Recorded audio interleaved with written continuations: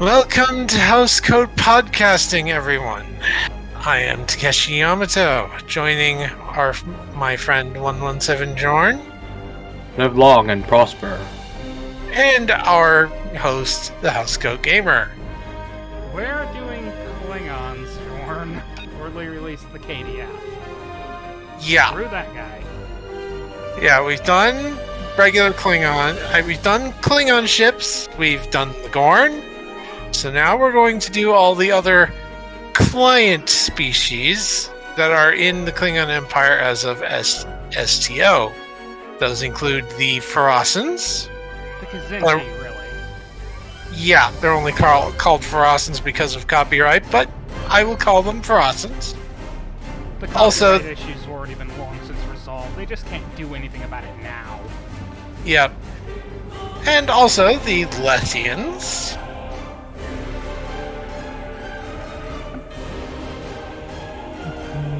The Nausticans, and the Orions. We're gonna start with them, for obvious reasons. Yeah. Very, very obvious reasons. I give you two of them, actually. Yeah. Yeah. First, let's get her out of that warrior's uniform. Let's be perfectly blunt here. We all know why we love the Orions. No, yes. That's the... No, I'm just going for the more infamous part.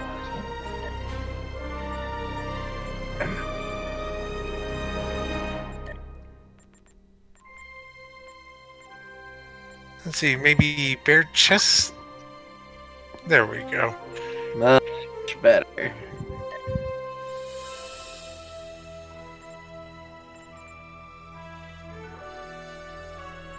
Right, you need to remove the I'm shoulder. Working on it. Might as well get started, Jorn. Start explaining this, Take. Yeah. The Orions, well, according to lore entries, during the time between Nemesis and after assuming the Chancellorship, Jim formed an alliance with the Orions, bolstering the Klingon fleet and giving the Orions access to better networks and such. And the Orions, well, at first it looks very misogynistic with slave girls and all that. The women but are actually in charge. Yeah. It's basically a feminist utopia when you really think about it. Yeah. Unfortunately. Yeah. Orion ladies are able to exude pheromones, which basically allow them to control allow them to do basically Jedi mind tricks. This is actually something that is based in real life with eusocial insects, ants, wasps, bees, that sort of thing. Right. Queens exude pheromones, which allows them to control their subjects.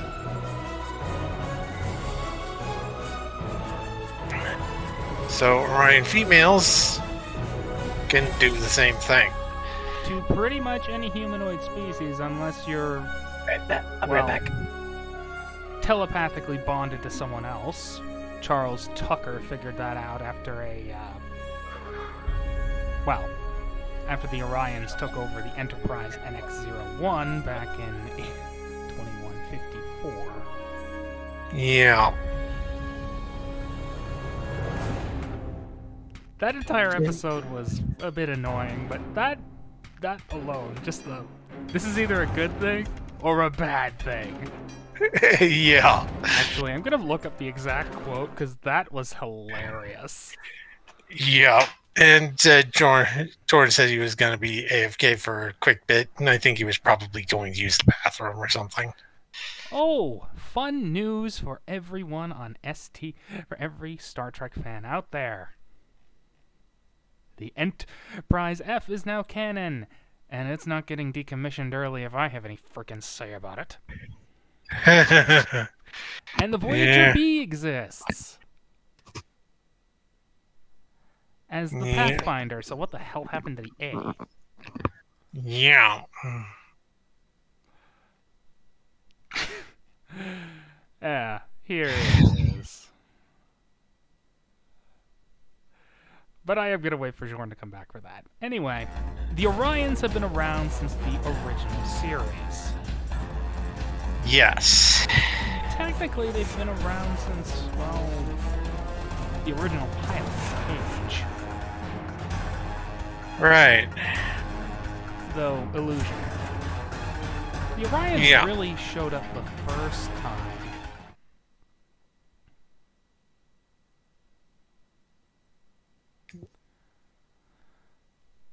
Actually, I have to look this up. Remember... Been a while. TOS. Let's look at it that way. Yeah.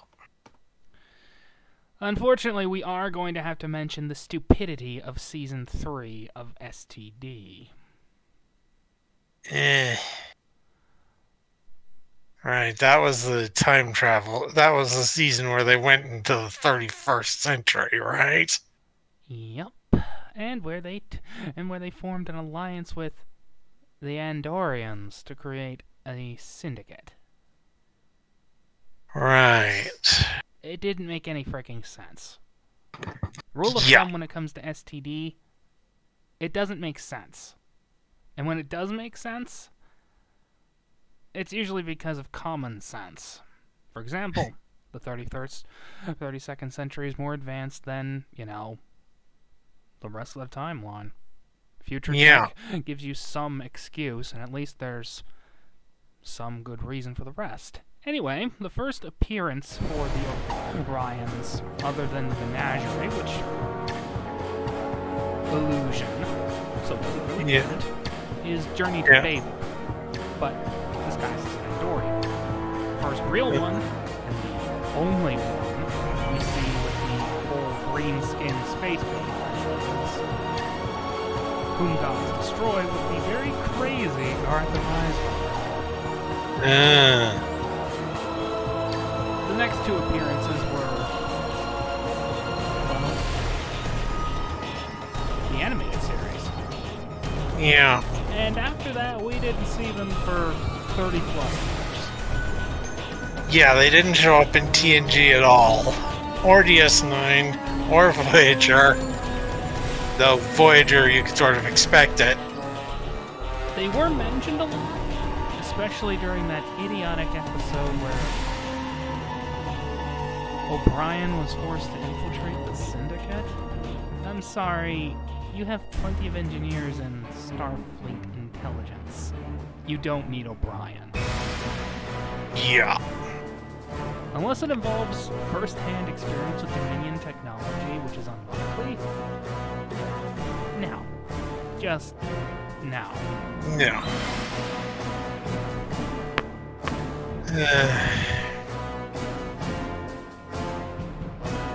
But yeah. It was all. I don't know, but he did. I did hear him say "be right back" as he was heading out. But anyway, yeah, it wasn't until Enterprise that we saw Orions again. And that was when the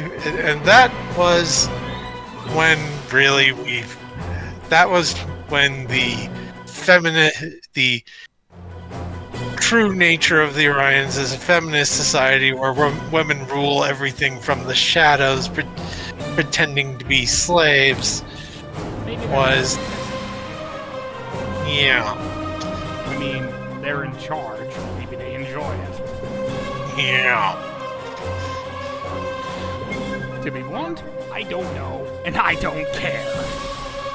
Yeah. Neither do I. They are The Orion ladies are green-skinned space babes. And also master manipulators. Yeah. And Orion men are... Well...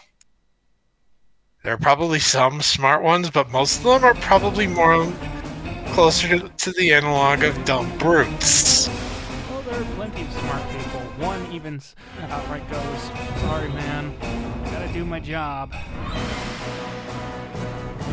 And, well, my job means capturing you, because they're in charge.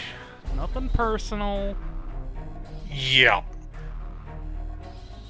Of course, they also appeared in, well, only 2 episodes, both season 4. But only if you don't count In a Mirror Darkly. Right. God, I love that episode. Yeah. I mean, it's the mirror universe. Yeah. Who doesn't love the mirror universe? Yeah. Anyway, next species. The Khazinti, or Pharasans. Yes. They are, well, cat people, basically. They are, their counterparts on Starfleet side would be the Kaishans. And according to lore, the Kaishans and the Pharasans were once one people before they split. One side, some stayed on their home world and others left. The ones that left eventually found a new home world and then eventually joined the Federation. While the ones who stayed, well, they eventually became conquered, but at some point they were conquered by the Klingons. And most likely after the 23rd century, they show up TAS along with the Pharasans, take implications, and, well... Yeah. The Khazinti don't really show up very much until lower decks. Why? Animated. Not just that. That's when they actually get their goddamn license back. Ah. I mean, occasionally they kind of had an excuse thanks to movie 4. Yeah. But, yeah. It's kind of sad that they don't get the license to use the Khazinti properly again until the Rick and Morty clone. And Cryptic won't change them because, well, what's the point? They're well set in, everybody knows them, we just know what they are in reality. Yeah.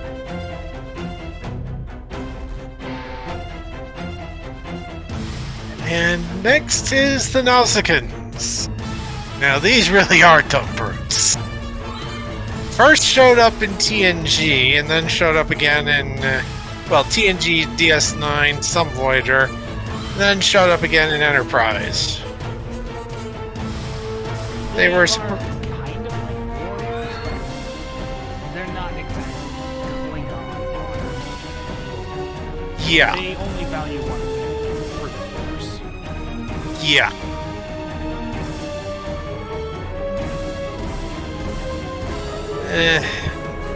I think if we were to do if we were to go Mass Effect on this, they'd be even more Krogan than Klingons are. To be fair, however, they are famous for one thing: giving Picard his artificial heart. During the bar brawl on Starbase Earhart, one of them stabbed him behind the back. Fortunately, Picard survived and got his awesome medal. Yeah. Well, you're not going to be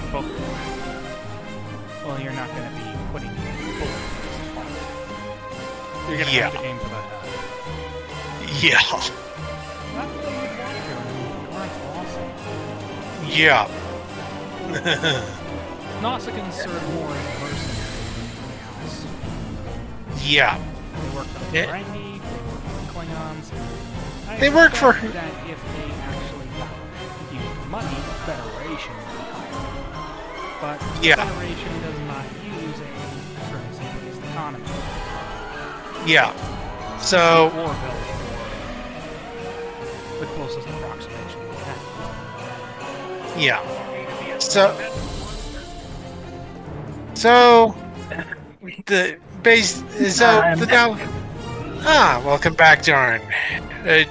Ron had a quote regarding the Orions for you. What's that? It's very simple. I'm waiting. I don't know whether to be relieved or really worried. Yeah. We've Anyway, already discussed the cat people, the Harasans, proper. Oh, damn it! and we just finished up with the Nausicaans. And now we get to I had the a part. whole list of furry jokes I needed to make. Damn it! Oh well. Now we get to the Lethians. Race of telepaths even stronger than Betazoids. To be fair, though, we only have one example of a Lethian actually doing that sort of thing, and that was still a touch telepathic thing. So Yeah. But when a lot of people do fan fiction for Star Trek Online and such, Lethians are basically are often used as, well, interrogators. For one simple reason. They can reach in and yank the information they need right out of your head. not an unfair thing to use, especially with Klingon intelligence. They are the more dubious part of the Empire. Yeah.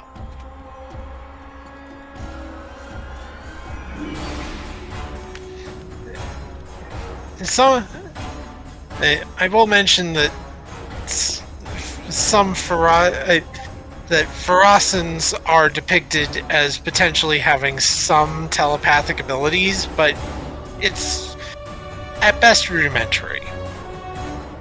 They often in TAS, Kazinti telepaths do exist.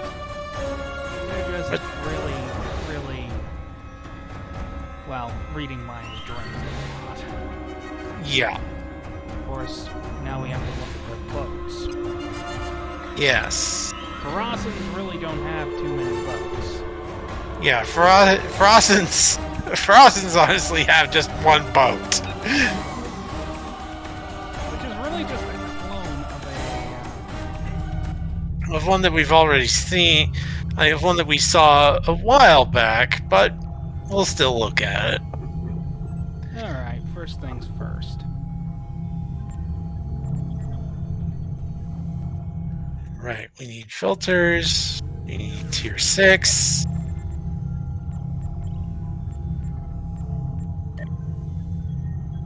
Start with the earlier stuff first, including Huh. Right, we've done the phalanx. The Dacoit Flight Deck Carrier. This is the Tier 3 Orion starship. Orions are carrier drivers. Yeah.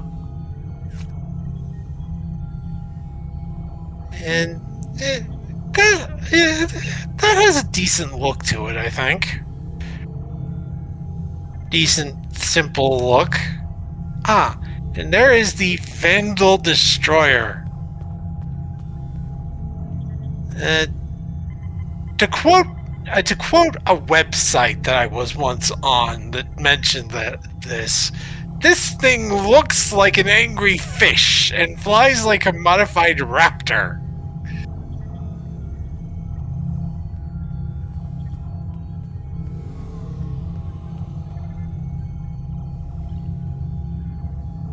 Yeah.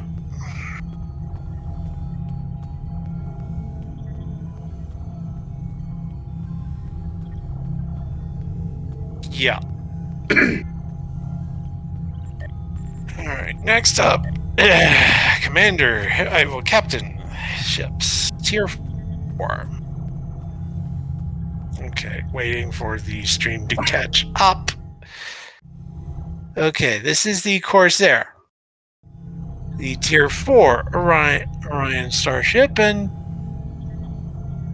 well, that hole in the neck area is a bit concerning. Almost looks like a carry handle, but it's still a decent looking ship.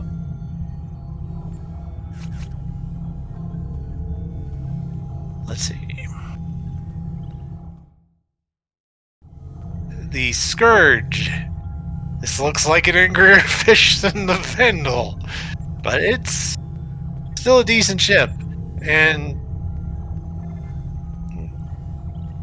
was it the Vandal or the Scourge that came with that one console, the Plasmonic Leech console? Right, yeah, the Scourge has a theta radiation vent. Yeah. And finally, we get to tier 5. Well, next we get to tier 5. The Marauder. Technically, I think this was the first Orion starship to actually show up in the game, at least as a playable one. I don't know. Looks like it belongs in Tron.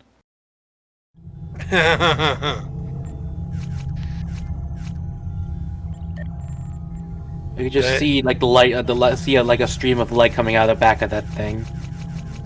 Yeah.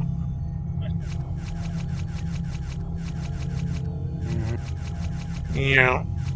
And now we have the Nausicaan.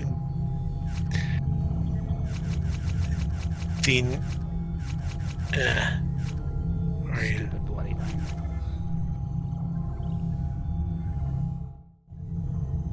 The Colossi, and its basic form, the Garamba. This is the close. This thing actually looks like it is coming to get you like some evil spider, especially when it activates its siege mode and flips. It opens up 7 different arms, each of which ends in a cannon. And as you're firing your weapons, you build up a charge until you can rip like the Death Star on some poor enemy. Literally. It does the same thing. Yep.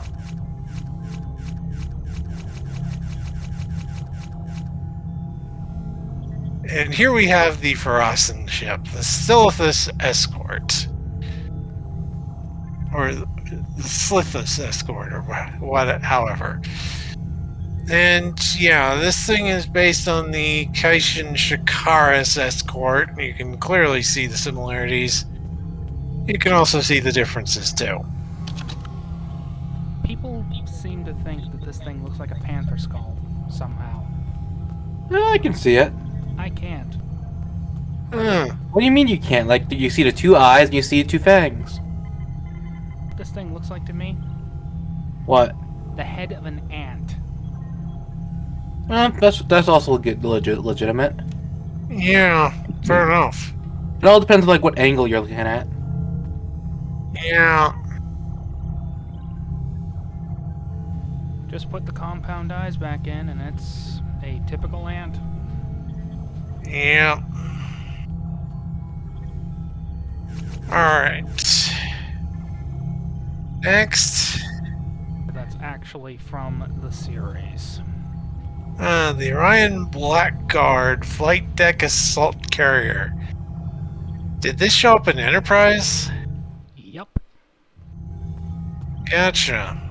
It was actually the barge from Bound. And it kind of reminds me of the B-17 and B-29 to a point. Well, I can see all the turrets.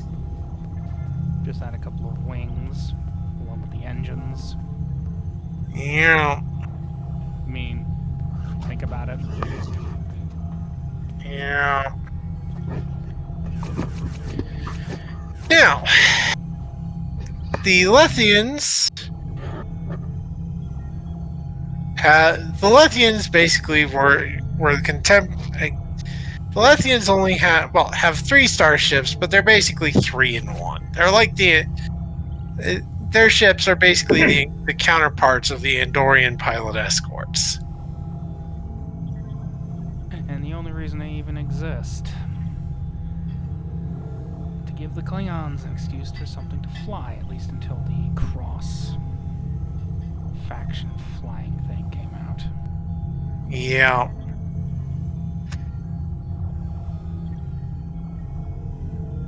They look like B-wings, minus the cockpit. Yeah. I can see that.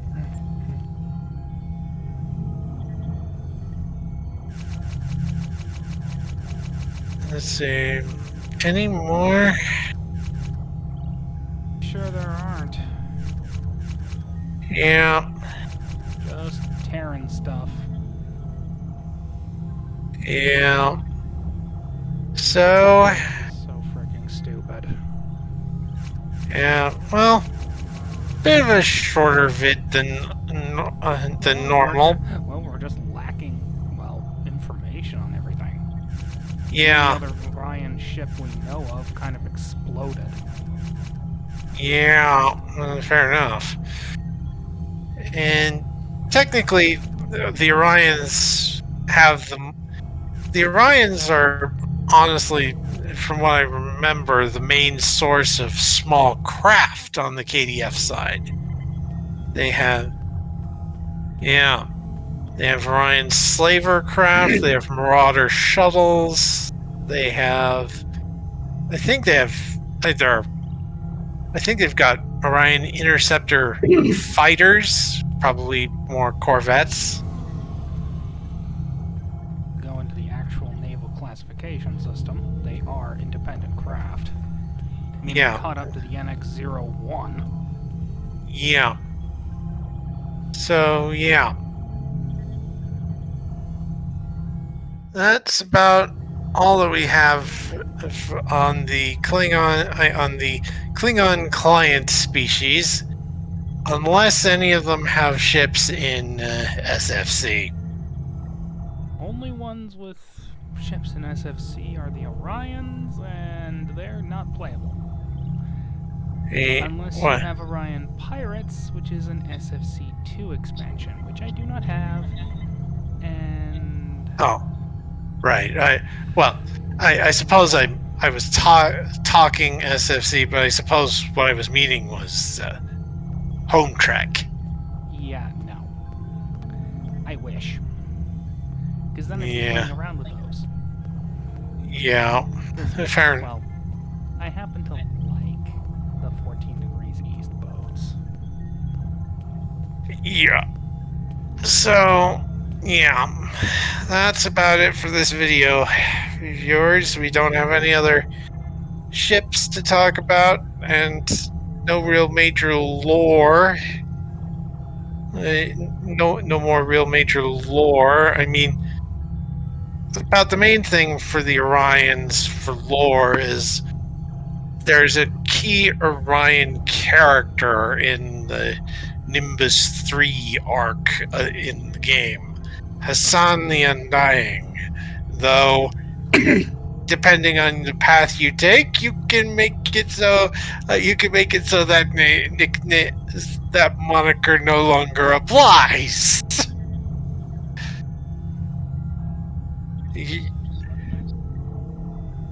Yeah. I will admit I do agree with that, and even in some of the fan fiction I did in earlier years, in stories that featured 3, I would mention that happened after that arc. I mentioned him as Hassan the formerly Undying.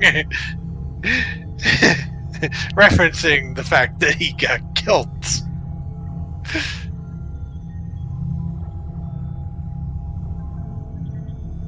Oh, not in this particular boat. Disappointing. Yeah. Anyway, I suppose we should call that it and see you all next time, viewers. Adios.